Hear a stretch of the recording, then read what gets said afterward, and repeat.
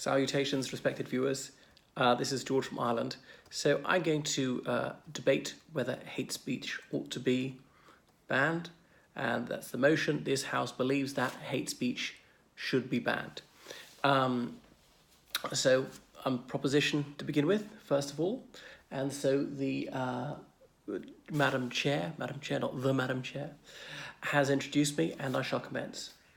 Madam Chair, ladies and gentlemen of the House, we must ban hate speech for the following reasons.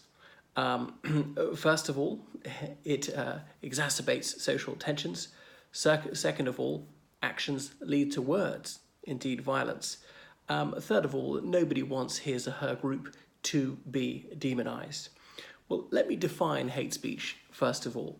So, hate speech is speech which causes people to detest others for the group that they happen to belong to, whether ethnic, religious, or a social class.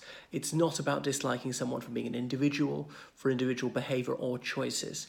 Now, it's true that people choose to believe in a religion or indeed disbelieve in it, but religious categories are quasi-ethnic, since people are brought up in a religion and they very rarely shift from one faith to another. It's part of their identity, and it's closely related to ethnicity. And people's religion is often mistaken because of their phenotype.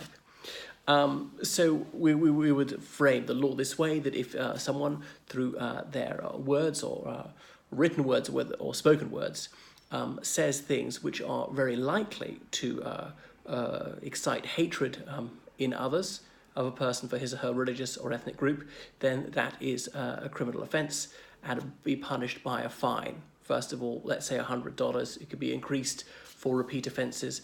What if there's non-payment of the fine? If someone refuses to pay, then it could lead to a month in prison. Obviously, that could be ratcheted up for recidivism.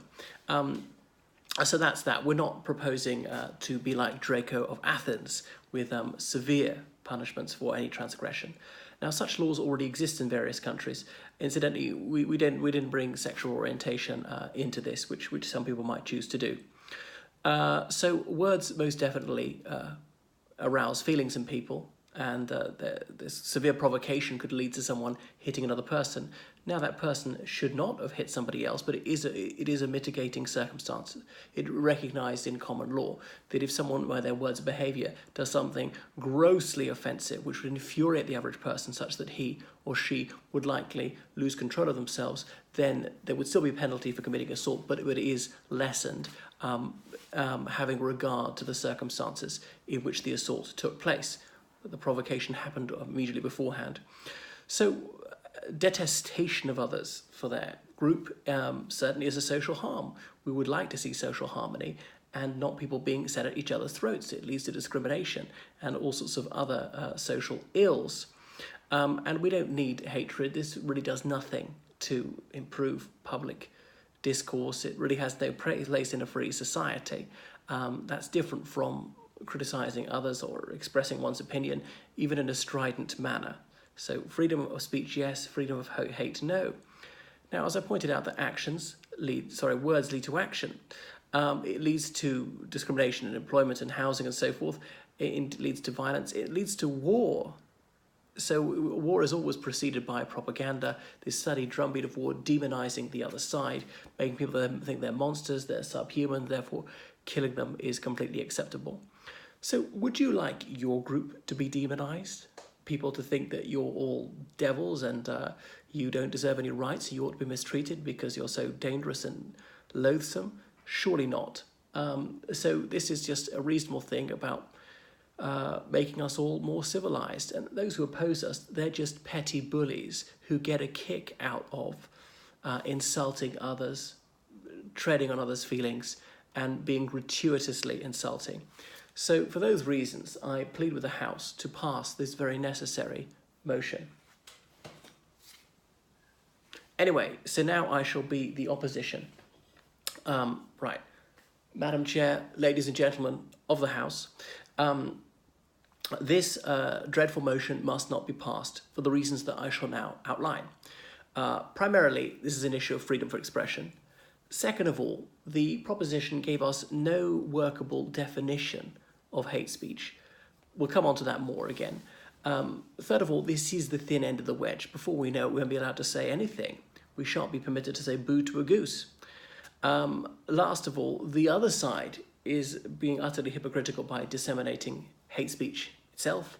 And last of all, there's a distraction from real problems. So let me go over how freedom of expression is sacred. It is immensely emancipating to speak one's mind, to say what you feel, and that's what a free society would cherish. Well, the one Voltaire quotation that everybody knows, I totally disagree with you, but I defend to the death your right to say it. Well, I'm quoting ipsissima vox, not ipsissima verba. I don't recall his words verbatim. So we haven't had a clear definition of hate speech. He said very likely to cause hate. And also, what is hate? Severe dislike? Quite a lot of dislike? How bad does it have to be before it's hatred? So it necessarily leads to a subjective judgment. Notice he's not saying that the prosecution would actually have to prove that it does cause hatred, only that it's likely to cause hatred. You see that they've watered it down already. So this definition of hate speech is something which is endlessly extendable, and it'll close the public sphere to anyone whose opinions are remotely tendentious. And we won't be allowed to crack a joke. No humour there. Now, he said this would protect people falling into religious category, even if they don't actually believe in the religion. He deliberately conflated ethnicity and religion, which is preposterous. It shows what twaddle the proposition is. So they're proposing to prevent us critiquing a faith. So a religion is necessarily a body of ideas, and these doctrines and these rights must be subject to scrutiny, and we must be permitted to critique them and indeed denigrate them. And sometimes they are detestable. So he didn't even say current religions. How about if we say Zeus didn't exist, or Jupiter is nonsense, or we don't like Osiris, or the ancient faith of the Aztecs with human sacrifice? People are going to be sent to jail for that, are they? Are Christians not even allowed to oppose Satan? Because that would be hate speech. There are Satanists. Their feelings would be hurt. They'd be very upset if you call devil worshippers bad. So this is drivel. This really is dangerous nonsense. So we must stop this toxic motion right now.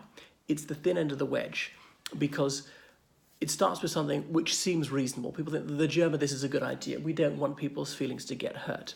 All right, but then it gets more and more and more. And before we know it, we can't say anything at all. It's creeping totalitarianism. And why are you privileging sentiments over liberty? If you don't like what someone's saying, ignore it, or say what you want to say. Grow up, come on. We can't be passing legislation just to appease snowflakes, those who are hypersensitive. Oh, you can't disagree with me because this thing is sacred. That is absolute drivel. So no more snowflakery. Thank you. And why didn't he say people's sexual orientation wasn't protected? Why only their religion? You see, and some people say, oh, you can't say you're gay because it's against my religion, so the gays are going to be locked up for not agreeing with Puritanism. It's completely nonsensical.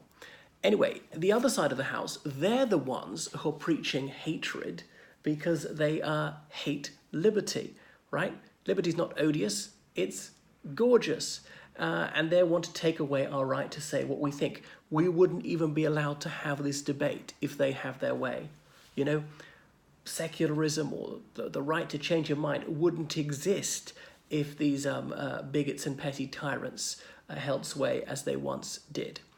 Anyway, we need to solve real problems. How about wars in various countries, people starving to death, people dying needlessly of diseases which could be cured? Why don't we tackle that instead of tackling a non-existent problem? It's a complete waste of police time. They won't be catching murderers. They'll be so busy arresting people for cracking jokes. And you're going to stuff the jails with people who've not actually harmed anyone, who've just said something a tiny bit contentious. What a huge waste of public money.